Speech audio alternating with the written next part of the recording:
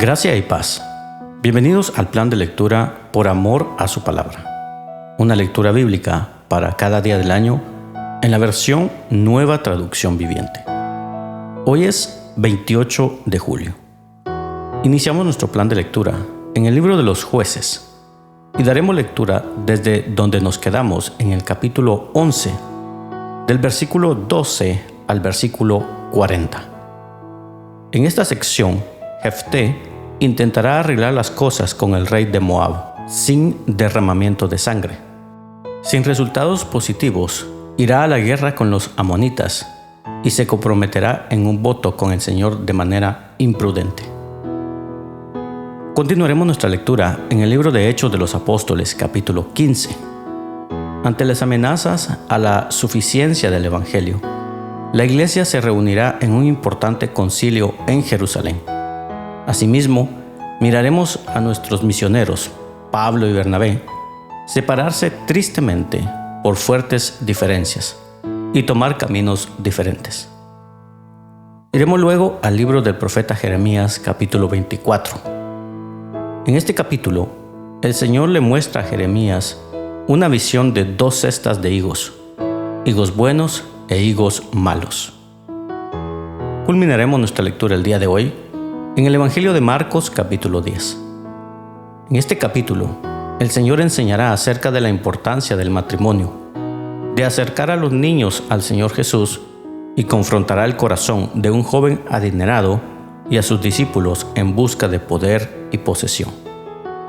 Y así, damos inicio en Jueces, capítulo 11, versículo 12 al 40. Escuchemos. Luego Jefté envió mensajeros al rey de Amón para preguntarle: ¿por qué has salido a pelear contra mi tierra? El rey de Amón contestó a los mensajeros de Jefté: cuando los israelitas salieron de Egipto, me robaron la tierra desde el río Arnón hasta el río Jaboc, y desde ahí hasta el Jordán. Así que ahora devuélveme mi tierra pacíficamente. En respuesta, Jefté le envió al rey amonita el siguiente mensaje: esto es lo que dice Jefté: Israel no robó ninguna tierra ni a Moab ni a Amón. Cuando los israelitas llegaron a Cades, en su viaje desde Egipto, después de cruzar el Mar Rojo, enviaron mensajeros al rey de Edom para pedirle que les permitiera pasar por su tierra. Pero su petición fue denegada. Entonces le pidieron lo mismo al rey de Moab, pero él tampoco los dejó pasar por su tierra. Por eso el pueblo de Israel se quedó en Cades. Finalmente, se fueron rodeando por el desierto los territorios de Edom y Moab. Viajaron a lo largo de la frontera oriental de Moab y acamparon al otro lado del río Arnón. Pero ni una sola vez cruzaron el río Arnón para entrar en Moab, porque el Arnón era la frontera con Moab. Después, Israel envió mensajeros al rey Sehón de los amorreos, quien reinaba desde Hesbón, a fin de pedirle permiso para atravesar su territorio y llegar a su destino. Pero el rey Sehón no confiaba lo suficiente en Israel para dejarlo pasar por su tierra. En cambio, movilizó a su ejército en Jaasa y atacó a los israelitas. Pero el Señor, Dios de Israel, le dio a su pueblo la victoria sobre el rey Sehón. Entonces Israel se apoderó de la tierra de los amorreos, quienes vivían en aquella región, desde el río Arnón hasta el río Jaboc, y desde el desierto oriental hasta el Jordán. Así que, como ves, fue el Señor, Dios de Israel, quien les quitó la tierra a los amorreos y se las dio a Israel. Entonces, ¿por qué tendríamos que devolvértela a ti? Tú quédate con todo lo que te dé tu Dios, Quemos, y nosotros nos quedaremos con todo lo que nos dé el Señor nuestro Dios. ¿Acaso eres tú mejor que Balac, hijo de Zippor, rey de Moab? ¿Intentó él presentar argumentos contra Israel por territorios en conflicto? ¿Entró en guerra con los israelitas?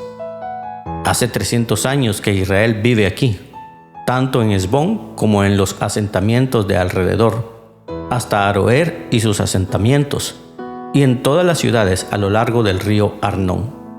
¿Por qué no has hecho ningún esfuerzo hasta ahora para recuperar la tierra? Por lo tanto, yo no pequé contra ti. Más bien, tú me hiciste daño al atacarme. Que el Señor, quien es juez, decida hoy quién de nosotros tiene la razón, si Amón o Israel. Pero el rey de Amón no hizo caso al mensaje de Jefté. En esa ocasión, el espíritu del Señor vino sobre Jefté, y él recorrió toda la tierra de Galaad y de Manasés, incluida Mizpa en Galaad, y de allí lideró al ejército contra los amonitas. Y Jefté hizo un voto al Señor: si me das la victoria sobre los amonitas, yo entregaré al Señor al primero que salga de mi casa para recibirme cuando regrese triunfante. Lo sacrificaré como ofrenda quemada. Así que Jefté dirigió al ejército contra los amonitas, y el Señor le dio la victoria. Aplastó a los amonitas, devastó unas 20 ciudades desde Aroer hasta una zona cerca de Minit, y desde ahí hasta Abel Keramim. De esa forma, Israel derrotó a los amonitas. Cuando Jefté volvió a su casa en Mizpa, su hija salió a recibirlo tocando una pandereta y danzando de alegría. Ella era su hija única, ya que él no tenía más hijos ni hijas. Cuando la vio, se rasgó la ropa en señal de angustia. «Hija mía», clamó, «me has destruido por completo. Me has traído una gran calamidad, pues hice un voto al Señor y no puedo dejar de cumplirlo». Y ella le dijo: «Padre, si hiciste un voto al Señor, debes hacer conmigo lo que prometiste, porque el Señor te ha dado una gran victoria sobre tus enemigos, los amonitas. Pero antes, permíteme hacer una sola cosa. Déjame subir a deambular por las colinas y a llorar con mis amigas durante 2 meses, porque moriré virgen». «Puedes ir», le dijo Jefté, y la dejó salir por el término de 2 meses. Ella y sus amigas subieron a las colinas y lloraron porque ella nunca tendría hijos. Cuando volvió a su casa, su padre cumplió el voto que había hecho, y ella murió virgen. Así que se hizo costumbre en Israel que las jóvenes israelitas se ausentaran 4 días cada año para lamentar la desgracia de la hija de Jefté. Vayamos ahora al libro de Hechos de los Apóstoles, capítulo 15. Escuchemos. Cuando Pablo y Bernabé estaban en Antioquía de Siria, llegaron unos hombres de Judea y comenzaron a enseñarles a los creyentes: a menos que se circunciden como exige la ley de Moisés, no podrán ser salvos. Pablo y Bernabé no estaban de acuerdo con ellos y discutieron con vehemencia. Finalmente, la iglesia decidió enviar a Pablo y a Bernabé a Jerusalén, junto con algunos creyentes del lugar, para que hablaran con los apóstoles y con los ancianos sobre esta cuestión. La iglesia envió a los delegados a Jerusalén, quienes de camino se detuvieron en Fenicia y Samaria para visitar a los creyentes. Les contaron, para alegría de todos, que los gentiles también se convertían. Cuando llegaron a Jerusalén, toda la iglesia, incluidos los apóstoles y los ancianos, dio la bienvenida a Pablo y a Bernabé, quienes les informaron acerca de todo lo que Dios había hecho por medio de ellos. Pero después algunos creyentes que pertenecían a la secta de los fariseos se pusieron de pie e insistieron: los convertidos gentiles deben ser circuncidados y hay que exigirles que sigan la ley de Moisés. Así que los apóstoles y los ancianos se reunieron para resolver este asunto. En la reunión, después de una larga discusión, Pedro se puso de pie y se dirigió a ellos de la siguiente manera: hermanos, todos ustedes saben que hace tiempo Dios me eligió de entre ustedes para que predicara a los gentiles a fin de que pudieran oír la buena noticia y creer. Dios conoce el corazón humano y Él confirmó que acepta a los gentiles al darles el Espíritu Santo, tal como lo hizo con nosotros. Él no hizo ninguna distinción entre nosotros y ellos. pues les limpió el corazón por medio de la fe. Entonces, ¿por qué ahora desafían a Dios al poner cargas sobre los creyentes gentiles con un yugo que ni nosotros ni nuestros antepasados pudimos llevar? Nosotros creemos que todos somos salvos de la misma manera, por la gracia no merecida que proviene del Señor Jesús. Todos escucharon en silencio mientras Bernabé y Pablo les contaron de las señales milagrosas y maravillas que Dios había hecho por medio de ellos entre los gentiles. Cuando terminaron, Santiago se puso de pie y dijo: «Hermanos, escúchenme. Pedro les ha contado de cuando Dios visitó por primera vez a los gentiles para tomar de entre ellos un pueblo para sí. Y la conversión de los gentiles es precisamente lo que los profetas predijeron, como está escrito: después yo volveré y restauraré la casa caída de David. Reconstruiré sus ruinas y la restauraré, para que el resto de la humanidad busque al Señor, incluidos los gentiles, todos los que he llamado a ser míos. El Señor ha hablado, aquel que hizo que estas cosas se dieran a conocer desde hace mucho tiempo. En mi opinión, entonces, es que no debemos ponerles obstáculos a los gentiles que se convierten a Dios. Al contrario, deberíamos escribirles y decirles que se abstengan de comer alimentos ofrecidos a ídolos, de inmoralidad sexual, de comer carne de animales estrangulados y de consumir sangre. Pues esas leyes de Moisés se han predicado todos los días de descanso en las sinagogas judías de cada ciudad durante muchas generaciones».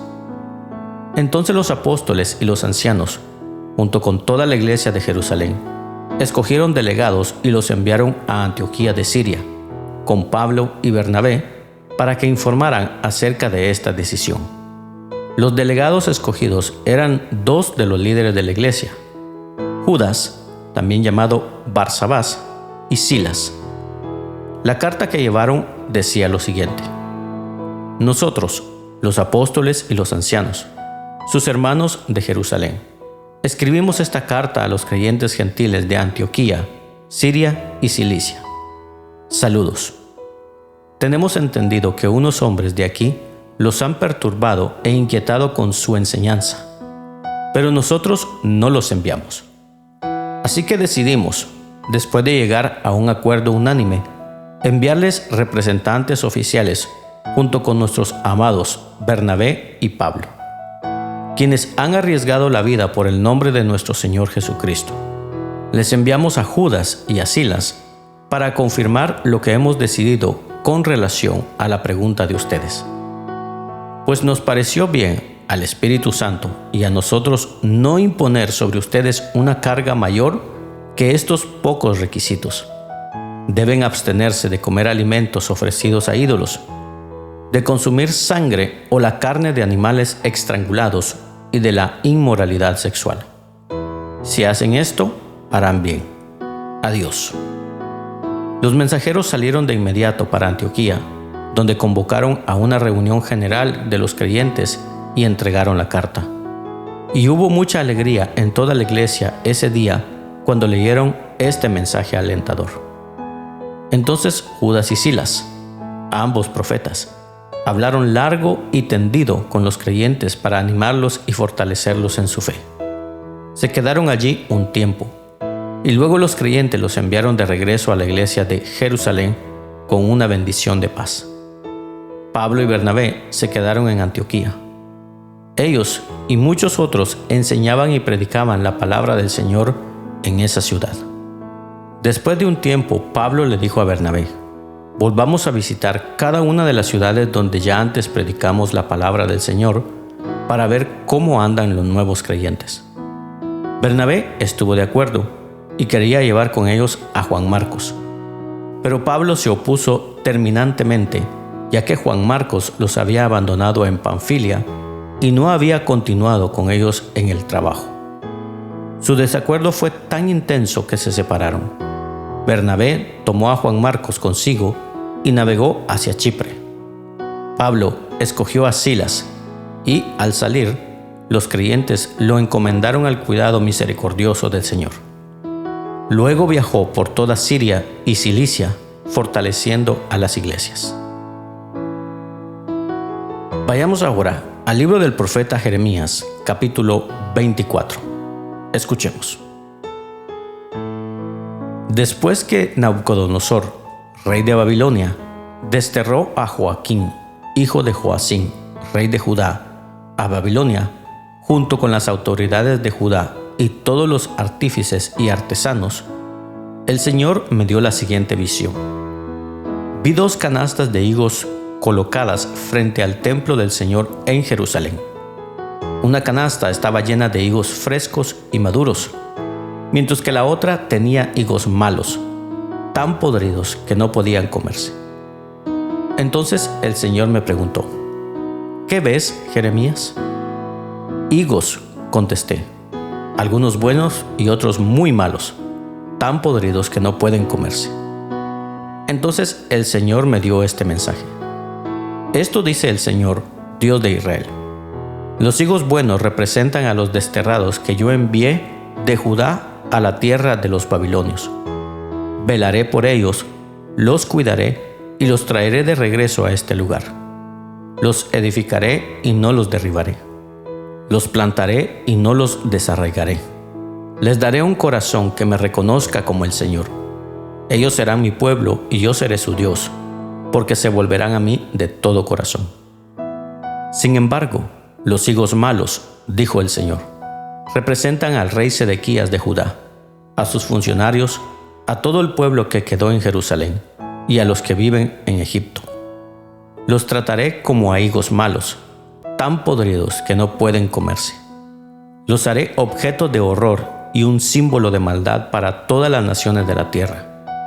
En todos los lugares donde yo los disperse, serán objetos de desprecio y de burla. Los maldecirán y se mofarán de ellos.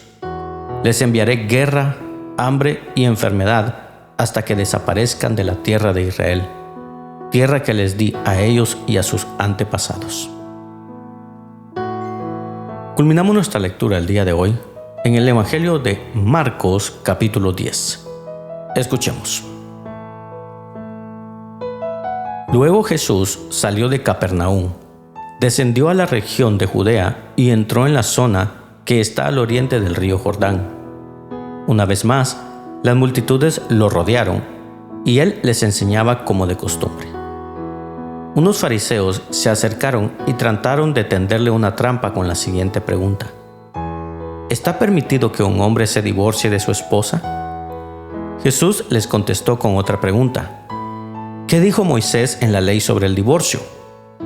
Bueno, él lo permitió, contestaron. Dijo que un hombre puede darle a su esposa un aviso de divorcio por escrito y despedirla. Jesús les respondió: Moisés escribió ese mandamiento solo como una concesión ante la dureza del corazón de ustedes. Pero desde el principio de la creación, Dios los hizo hombre y mujer. Esto explica por qué un hombre deja a su padre y a su madre y se une a su esposa, y los dos se convierten en uno solo. Como ya no son dos sino uno, que nadie separe lo que Dios ha unido. Más tarde, cuando quedó a solas con sus discípulos en la casa, ellos sacaron el tema de nuevo. Él les dijo: el que se divorcia de su esposa y se casa con otra comete adulterio contra ella. Y si una mujer se divorcia de su marido y se casa con otro, comete adulterio. Cierto día, algunos padres llevaron a sus niños a Jesús para que los tocara y los bendijera, pero los discípulos regañaron a los padres por molestarlo. Cuando Jesús vio lo que sucedía, se enojó con sus discípulos y les dijo: dejen que los niños vengan a mí, no los detengan, pues el reino de Dios pertenece a los que son como estos niños. Les digo la verdad, el que no reciba el reino de Dios como un niño, nunca entrará en él. Entonces tomó a los niños en sus brazos y después de poner sus manos sobre la cabeza de ellos, los bendijo.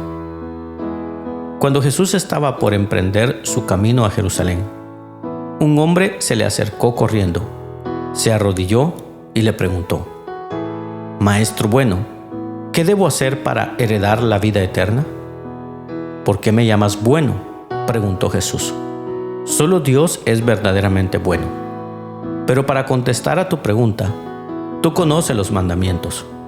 No cometas asesinato, no cometas adulterio, no robes, no des falso testimonio, no estafes a nadie, honra a tu padre y a tu madre.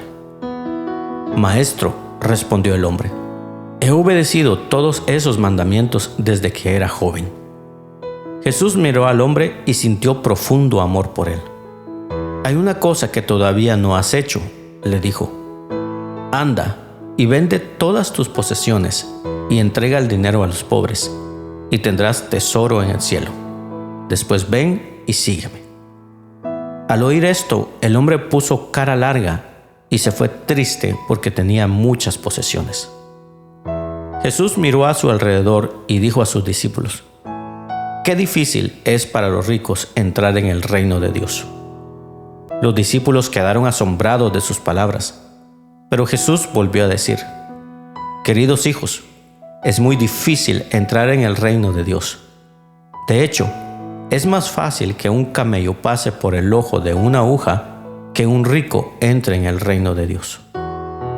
Los discípulos quedaron atónitos.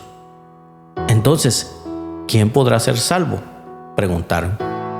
Jesús los miró fijamente y dijo: «Humanamente hablando, es imposible, pero no para Dios. Con Dios todo es posible». Entonces Pedro comenzó a hablar.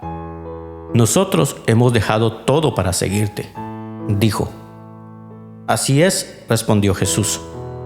«Y les aseguro que todo el que haya dejado casa o hermanos o hermanas, o madre o padre, o hijos o bienes por mi causa y por la buena noticia, recibirá ahora a cambio 100 veces más el número de casas, hermanos, hermanas, madres, hijos y bienes, junto con persecución.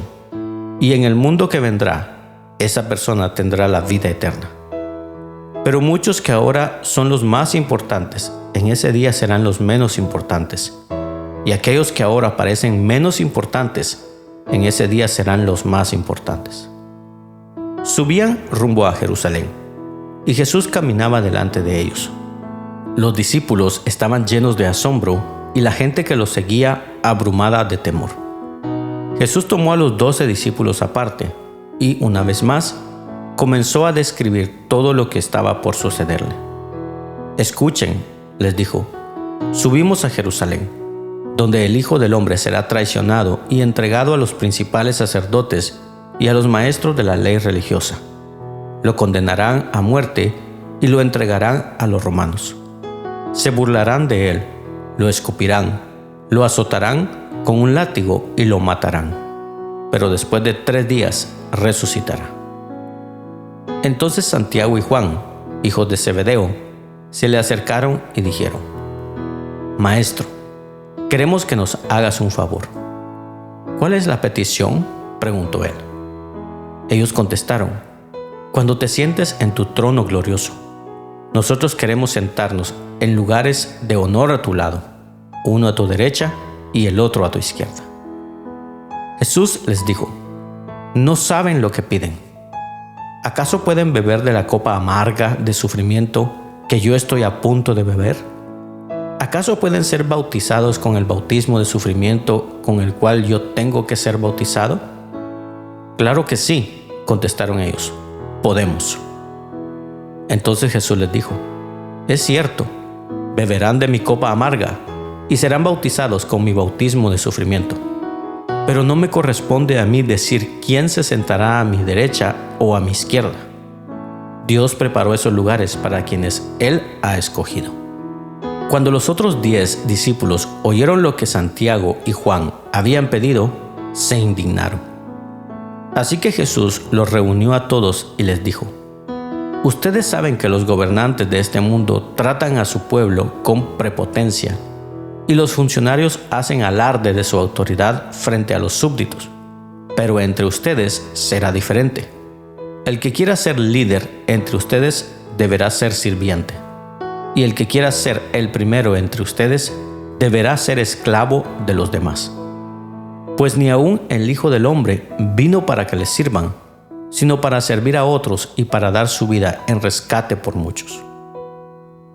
Después llegaron a Jericó, y mientras Jesús y sus discípulos salían de la ciudad, una gran multitud los siguió. Un mendigo ciego llamado Bartimeo, hijo de Timeo, estaba sentado junto al camino. Cuando Bartimeo oyó que Jesús de Nazaret estaba cerca, comenzó a gritar: «Jesús, hijo de David, ten compasión de mí». «Cállate», muchos le gritaban, pero él gritó aún más fuerte: «Hijo de David, ten compasión de mí». Cuando Jesús lo oyó, se detuvo y dijo: «Díganle que se acerque». Así que llamaron al ciego. «Anímate», le dijeron. «Vamos, él te llama». Bartimeo echó a un lado su abrigo, se levantó de un salto y se acercó a Jesús. «¿Qué quieres que haga por ti?», preguntó Jesús. «Mi rabí», dijo el hombre ciego, «quiero ver». Y Jesús le dijo: «Puedes irte, pues tu fe te ha sanado». Al instante el hombre pudo ver y siguió a Jesús por el camino. De esta manera concluye la lectura del día de hoy. Rogamos a Dios que sea de bendición a tu vida. Puedes compartirlo con tus amigos y familiares. No te pierdas el día de mañana este plan de lectura por amor a su palabra. Síguenos en nuestras redes sociales. Que tengas un bendecido día. Y recordamos las palabras de Jesús: «Yo soy el camino, la verdad y la vida». Por lo tanto, no hay camino, no hay verdad y no hay vida sino en Jesús.